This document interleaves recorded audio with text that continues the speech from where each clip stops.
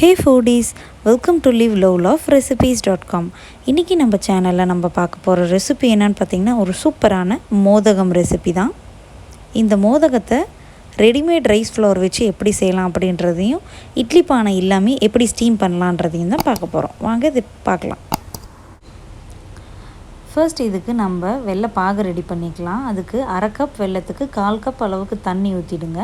அதுக்கப்புறமா இதை நல்லா கலந்து விட்டுட்டு வாசனைக்காக ஒரு 2 பிஞ்ச் அளவுக்கு ஏலக்காய் பொடி ஆட் பண்ணிக்கலாம்.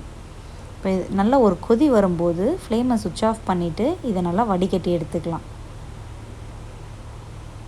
ஸோ இதை நல்லா இப்போ வடிகட்டியாச்சு. அந்த தூசு துரும்பு இது எல்லாத்தையுமே எடுத்து டிஸ்கார்ட் பண்ணிடலாம். இப்போ மறுபடியும் நம்ம வடிகட்டி வச்சுருந்த ஜாகரி சிரப்பை ஆட் பண்ணிக்கலாம். கூடவே ஒரு 1 கப் அளவுக்கு துருவின தேங்காவையும் ஆட் பண்ணிவிட்டு எல்லாத்தையும் நல்லா கலந்து விட்டுடலாம். இப்போது ஒரு 3 to 4 மினிட்ஸ் இதை லோ மீடியம் ஃப்ளேம்லேயே வச்சு நல்லா குக் பண்ணிங்க அப்படின்னா அந்த மாய்ஸ்சர்லாம் கொஞ்சம் கம்மியாயிடும். அதுக்கப்புறமா இதை எடுத்து ஆற வச்சிடலாம். இப்போ இதுக்கான மாவு ரெடி பண்ணிக்கலாம். 2 கப்ஸ் அளவுக்கு இன்றைக்கி நான் பிராமின்ஸ் பிராண்டு இடியாப்பம் ஃப்ளோர் தான் யூஸ் பண்ணியிருக்கேன்.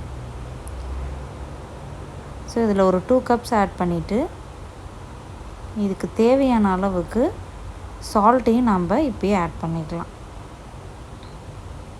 அதுக்கப்புறமா ஒரு 1 டேபிள் ஸ்பூன் அளவுக்கு நல்லெண்ணெய் ஆட் பண்ணிக்கோங்க. இது எல்லாத்தையும் ஒரு லேடில் வச்சு நல்லா கலந்து விட்டுக்கோங்க. உப்பு எண்ணெய் எல்லா இடத்துலையும் பரவணும், அந்த மாதிரி கலந்து விட்டுக்கோங்க. இப்போது ஒரு பாத்திரத்தில் 2.5 கப் அளவுக்கு தண்ணியை நல்லா சூடு பண்ணிக்கோங்க. தண்ணி இந்த அளவுக்கு ரோல் பாயில் ஆகி வரணும். இப்போது கொதித்த தண்ணியை கொஞ்சம் கொஞ்சமாக ஆட் பண்ணி ஒரு கரண்டியை வச்சு நல்லா கலந்து விட்டுட்டே இருங்க.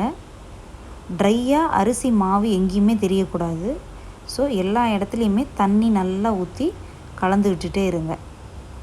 தண்ணியை கொதிக்க வைக்கும்போதே ஒரு 2.5 கப்புன்றது 3-3.5 கப் அளவுக்கு கூட கொதிக்க வச்சுக்கோங்க. ஏன்ட்டா ஒரு மாவுக்கு தகுந்த மாதிரி நம்மளுக்கு தண்ணி தேவைப்படும். இப்போது கிட்டத்தட்ட நம்ம நல்லா கலந்து விட்டோம். எல்லா இடத்துலையும் தண்ணியாக மாவு இருக்குது, மாவே தெரியல பார்த்திங்களா. இந்த மாதிரி நல்லா பிசைஞ்சு விட்டதுக்கப்புறமா இதை ஒரு 5 மினிட்ஸ் சூடு ஆறுறதுக்காக ரெஸ்ட் பண்ணி விட்டுலாம். அதுக்கப்புறமா இதை சூடு கை பொறுக்கிற அளவுக்கு வந்ததுக்கப்புறமா இதை நீட் பண்ண ஸ்டார்ட் பண்ணுங்கள். ஒரு 2 மினிட்ஸ் இதை நல்லா நீங்கள் நீட் பண்ணிங்கனாலே நம்மளுக்கு சூப்பரான மாவு வந்துடும். ஃபஸ்ட்டு கொஞ்சம் ஒட்டி தான் வரும் மாவு. ஒரு 1 or 2 மினிட்ஸில் பார்த்தீங்க அப்படின்னா நான்ஸ்டிக்கி டோவாக மாறிடும்.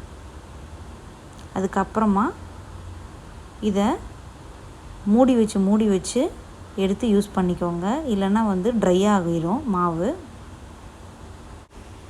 இப்போ இந்த மாதிரி மோல்டில் கொஞ்சமாக நெய்யை விட்டு நல்லா எல்லா இடத்துலையும் ஸ்ப்ரெட் பண்ணி விட்டுருங்க.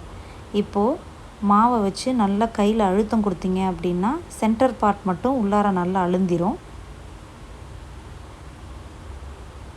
இந்த மாதிரி அழுத்தினதுக்கப்புறமா நம்ம ரெடி பண்ணி வச்சுருந்த பூரணம் இருக்குது இல்லையா, அதையும் ஒரு 1 டீஸ்பூன் அளவுக்கு உள்ளார வச்சுட்டு நல்லா அழுத்துனீங்க அப்படின்னா எக்ஸ்ட்ரா மாவெல்லாம் வெளியில் வந்துடும். அதெல்லாம் எடுத்து மாவோடையே சேர்த்துருங்க. இப்போ சூப்பராக நம்மளோட மோல்டில் செய்கிற மோதகம் ரெடி ஆகிடுச்சு. அடுத்தது கையிலேயே எப்படி கும்பம் மாதிரி மோதகம் செய்யலாம் அப்படின்றது தான். மாவு எடுத்து இந்த மாதிரி நல்லா ஒரு கப் ஷேப்பில் உருட்டிக்கோங்க. நடுவில் பூரணத்தை வச்சுட்டு எல்லா எட்ஜஸையும் ஒன்று சேர்த்து இந்த மாதிரி எந்த கிராக்ஸுமே இல்லாத அளவுக்கு உருட்டி விட்டிங்கன்னா நம்மளோட மோல்டுலெஸ் மோதகம் ரெடி. இப்போது மறுபடியும் ஒரு சின்ன டோ பால் எடுத்துக்கோங்க. கையில் நல்லா ஆயில் ஆர் கீயை க்ரீஸ் பண்ணிவிட்டு மறுபடியும் இதை ஒரு குட்டி சொப்பு மாதிரி நம்ம செஞ்சுக்க போகிறோம். இதில் பூரணத்தை உள்ளே வச்சிடலாம். ஜஸ்ட் ஒரு 1 டீஸ்பூன் அளவுக்கு வச்சுட்டு மறுபடியும் எல்லா எட்ஜஸையும் நல்லா க்ளோஸ் பண்ணிவிடுங்க. இப்போ இதை அப்படியே லைட்டாக உருட்டி விட்டீங்க அப்படின்னா நம்மளோட இன்னொரு ஷேப் மோதகம் ரெடி. இப்போது அவ்வளோதான், நம்ம இதை ஸ்டீம் பண்ணிடலாம். இப்போ ஒரு டீப்பான கடாயில் ஒரு 1 கப் அளவுக்கு தண்ணி ஊற்றி அது நல்லா சூடானதுக்கப்புறமா ஸ்டீமர் பிளேட்டை உள்ளார வச்சுருங்க. எல்லா மோதகத்தையும் அடுக்கி வச்சு ஒரு 7 to 8 மினிட்ஸ் குக் பண்ணிங்க அப்படின்னா நம்மளோட மோதகம் எல்லாமே ரெடி ஆகிடும். அவ்வளோதான். உங்கள்கிட்ட டீப்பான கடாய் இல்லை அப்படின்னா நீங்கள் ப்ரெஷர் குக்கரில் கூட விசில் இல்லாமையே தண்ணி ஊற்றி ஸ்டீமர் பிளேட்டை உள்ளார வச்சு மூடி வச்சும் குக் பண்ணலாம். கண்டிப்பாக இந்த ரெசிபி நீங்களும் ட்ரை பண்ணி பார்த்துட்டு எப்படி வந்ததுன்றதை கமெண்ட்ஸில் சொல்லுங்கள். இந்த ரெசிபி உங்களுக்கு பிடிச்சிருந்தது அப்படின்னா மறக்காமல் நம்ம சேனலுக்கு சப்ஸ்கிரைப் பண்ணுங்கள். தேங்க்ஸ் ஃபார் வாட்சிங்.